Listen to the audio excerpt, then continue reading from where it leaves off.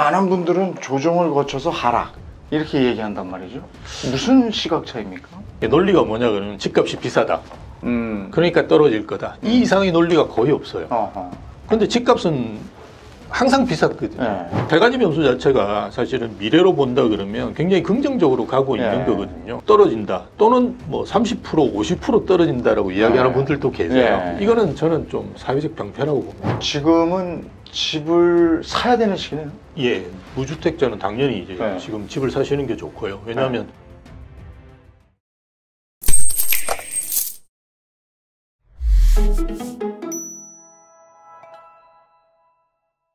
30년 넘게 한국 부동산의 등락을 지켜보셨잖아요. 예.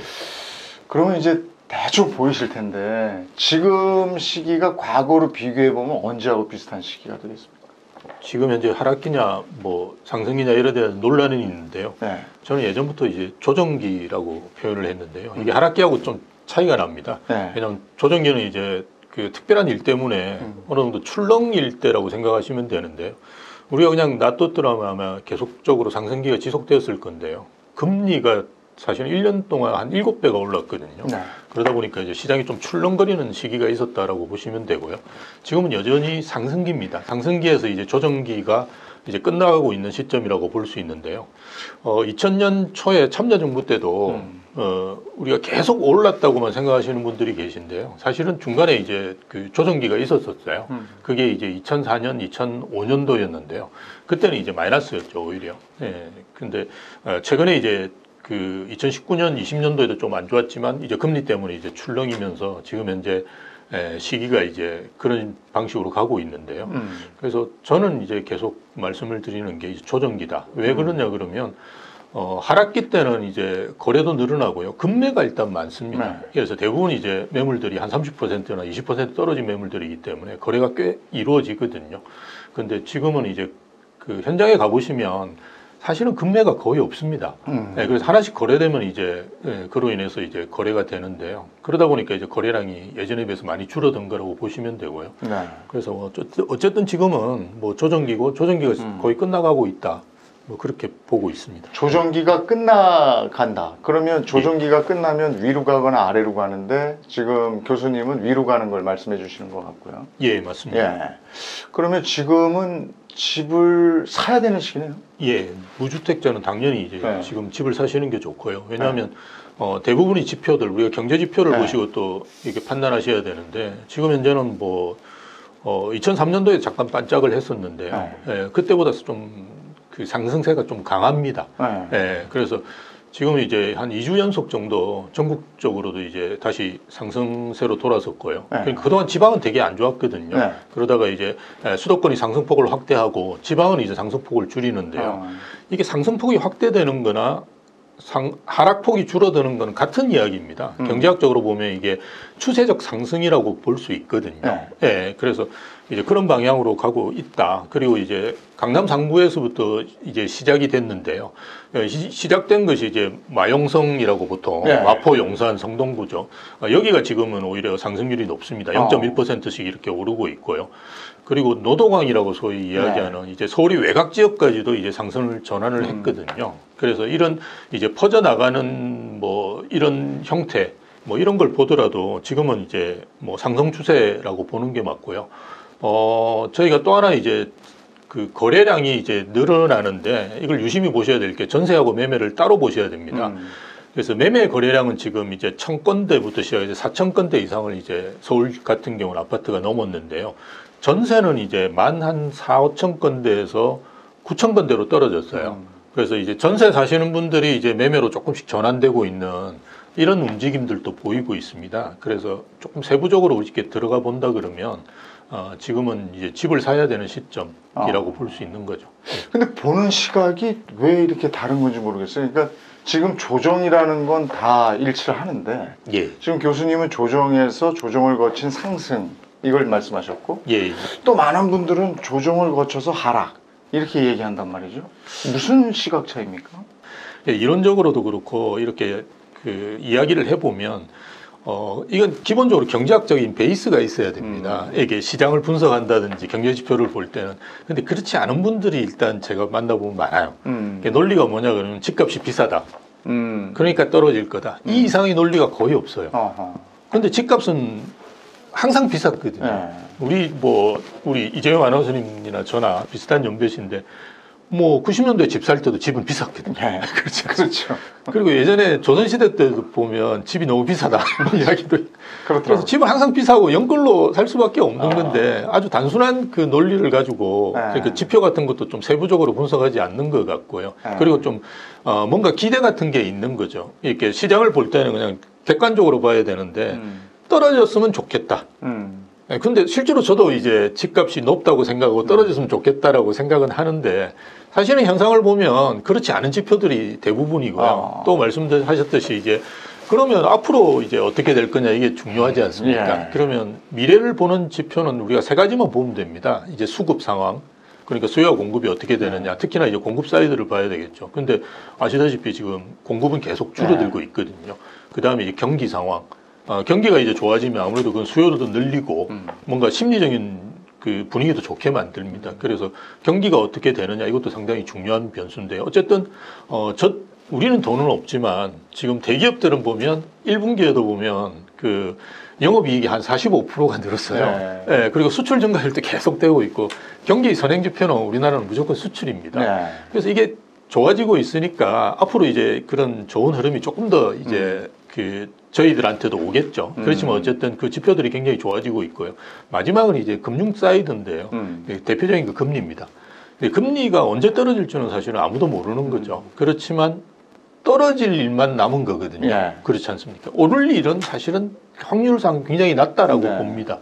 그럼 이 세 가지 변수 자체가 사실은 미래로 본다 그러면 굉장히 긍정적으로 가고 있는 예. 거거든요. 그런 상황에서 지금 지표들까지도 3개월 연속 이렇게 송파구 같은 경우는 계속 오르는데 예. 지금 현재 떨어진다 또는 뭐 30% 50% 떨어진다라고 이야기하는 예. 분들도 계세요. 예. 이거는 저는 좀 사회적 병폐라고 봅니다. 그렇다면 향후 집값이 올라간다라고 생각하면 집을 사고 싶은 분들은 지금 집을 사야 될 텐데 예, 집을 살 때 어떤 집을 사야 할까 가장 고민되는 부분이거든요. 예, 맞습니다. 집을 살 때 어떤 기준을 딱 가지고 있는 게 제일 중요할까요? 예, 뭐 사실은 우리가 이제 인구가 줄어들고 뭐 이런 여러 가지 고민들을 해야 되는 상황인데요. 그렇다 그러면 제일 먼저 이제 저는 이제 이야기하는 게 직주 근접이랍니다. 그거 뭐냐 그러면 직장 주변에 이제 집이 있게 마련이거든요. 저희 때는 뭐 외벌이도 많고요. 그리고 야근을 많이 시켰기 때문에 사실은 직장 주변에 잘 안 살려고 그랬었어요. 근데 요즘은 이제 52시간 룰을 분명히 지켜야 되고 또 두 분이 버시기 때문에 직주 근접의 의미가 옛날에 비해서 훨씬 강합니다. 그리고 인구가 줄어드는 시점에서는 이런 그 일자리가 있는다는 게 되게 중요하고요. 그러다 보면 일자리지만 좀 미래의 고급 일자리 저는 이제 그렇게 표현하는데요. 뭐 그런 쪽을 사시는 것이 좋지 않을까.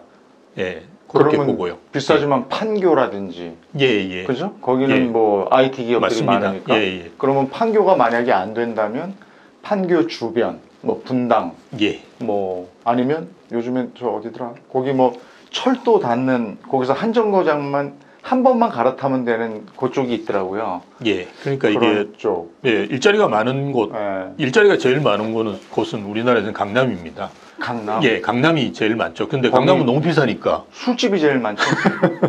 술집도 많고 일자리가 많습니다. 일자리가 많은 강남이긴 하지만 이게 집값이 너무 높죠. 너무 비싸요. 예, 그래서 접근하기 힘들지 않습니까? 그럴 경우에는 말씀하셨듯이 이제 강남과의 접근성이 개선되는데 예. 이게 GTX라든지 이런 걸로 인해서 강남으로 빠르게 바로 접근할 할 수 수 있는. 있는데. 그러니까 이게 물리적인 거리뿐만이 아니라 이제는 시간적인 거리가 가깝다는 것도 되게 중요하거든요. 그래서 GTX 같은 걸 통해서 강남으로 빠르게 접근할 수 있는데 뭐 이런 데들은 이제 좋아지죠. 저는 이제 최근에 이제 동탄 같은 데들이 굉장히 이슈가 있었고요. 그 다음에 뭐 우리가 신분당성도 상당히 강남으로 빠르게 접근합니다. 예. 거기 보면 성복동이라고 있는데요. 네. 예, 그 용인 쪽 뭐 예. 이런 데들 좋고요. GTX가 다 뚫렸다고 생각하시는 분이 계시는데요. 아직까지 그 역이 안 뚫린 데가 많이 있습니다. 대표적인 역이 이제 구성역인데요. 용인역이 될 겁니다. 아마 그게가. 그래서 아직 그게 개통이 안 됐어요. 근데 그 주변은 이렇게 살펴보시면 네. 되게 아파트가 가성비가 있습니다. 네. 그래서 그런 지역들을 좀 찾아보시는 것도 저는 적극적으로 권합니다. 예. 신도시 이 예. 분당이나 뭐 이런 데 말고요. 예. 요즘에 저 남양주 쪽에 뭐 다산 신도시 다산 뭐 신도시, 이런 데 예. 있잖아요. 예. 그런 데는 어때요? 제가 욕하면 이제 제가 말씀드리면 이제 댓글이 안 좋게 쓰일 건데요. 일단 무조건 서울을 벗어나시는 것은 별로 좋지 않습니다. 앞으로 이제 그래요? 인구가 줄기 때문에 아. 저는 이제 서울 벗어나는 걸 되도록이면 권하지는 않고요. 그렇지만 이제 서울과 아까 말씀드렸듯이 접근성이 이제 개선되는데, 근데 그 접근성 개선이라는 거는 강남과의 접근성 개선인데요. 예. 그래서 밑에서 올라와서 개선되는 데가 많고요.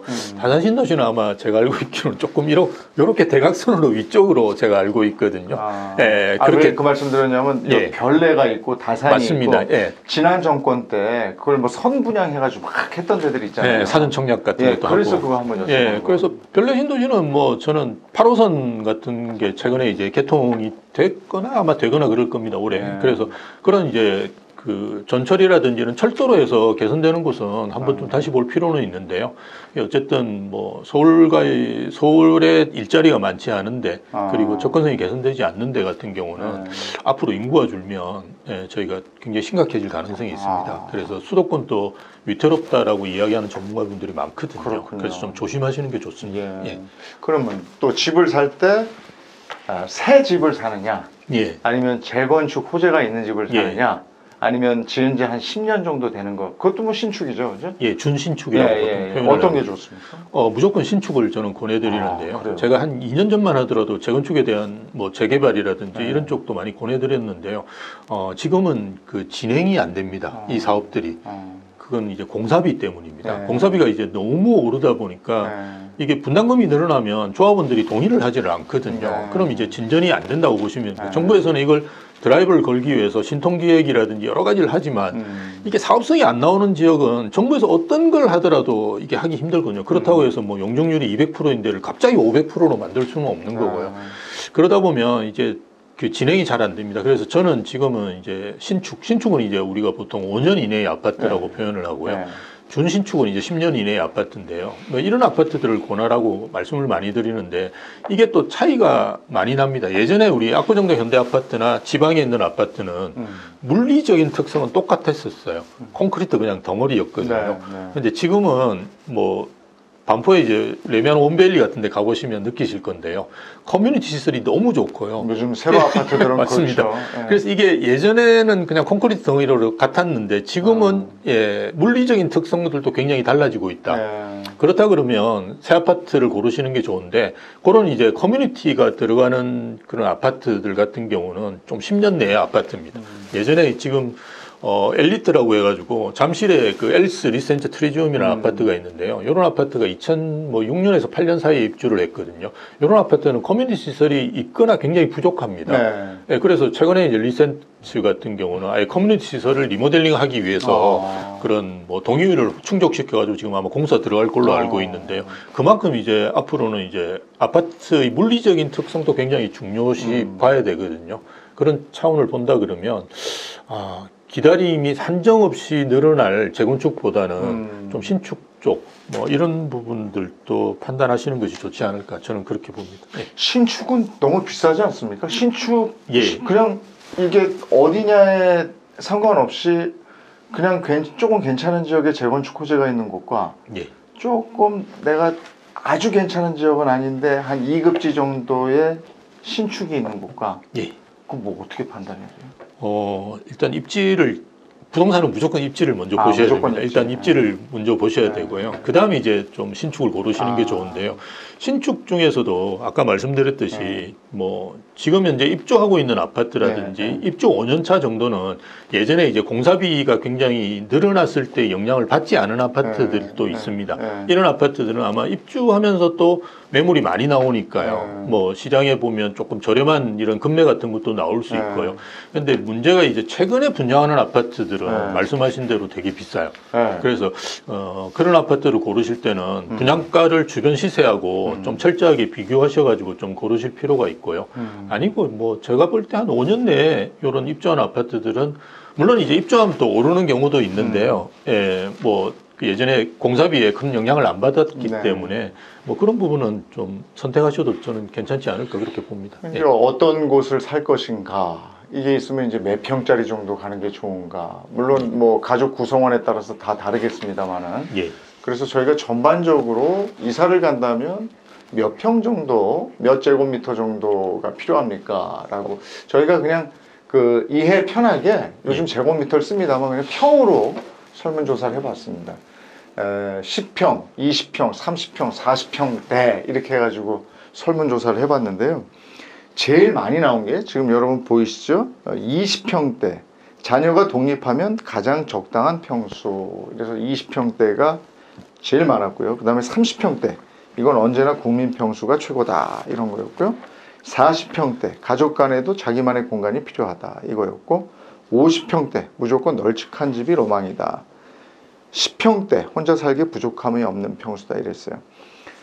우리가 코로나를 겪으면서 코로나 때 집에 많이들 있잖아요. 그래서 넓은 평이 좋다. 예, 맞습니다. 뭐 이런 얘기 많이 했었거든요. 요 지금 설문조사의 내용, 요거 어떻게 생각하십니까, 교수님? 이거는 그렇게 될 수밖에 없는 게 네. 일단 가구 원수가 이제 많이 줄었습니다. 그래서 우리 때는 뭐 3명이 훌쩍 넘고 이랬는데요. 지금은 2.2명으로 제가 알고 있는데요. 그 말은 이제 3명은 거의 없다. 3명 넘는 것도 찾아보기 힘들고 2명이 상당히 많다라는 말인데요. 사실은 1인 가구가 40%가 훌쩍 넘거든요. 그런 상황에서 또 20평대 구조도 좀 바뀌었어요. 네, 저희 이제 주공 아파트 이런 게 예전에 대표적인데요. 그건 이제 방 2개, 화장실 하나 있었거든요. 근데 지금 20평대는 방 3개, 화장실 2개가 있습니다. 그래서 앞에서 말씀하셨던 그러니까 독립적인 공간을 서로 누릴 수 있을 정도의 방도 되고요. 네, 요즘 아기 있더라도 하나 정도 있으니까요. 네, 그럼 충분히 이제 사실 수 있거든요. 네. 그러다 보니까 아마 20평대를 가장 이렇게 선호하는 걸로 나왔는데요. 저도 장기적으로 국민평형은 20평대로 바뀔 거라고 봐요. 그리고 요즘 짓는 아파트들은 20평대들도 크더라고요. 방 아, 3개짜리도 있고. 예, 그래요. 충분히 사실 수 있습니다. 알겠습니다. 심영석 교수님 모시고 집 사기 좋은 시기 또 어떤 입지를 골라야 되는지 알아봤는데, 자, 그렇다면 구체적으로 어떻게 집을 사는 게 좋을지 확실하게 좀 알아보도록 하겠습니다. 다음 시간에 알아보겠습니다.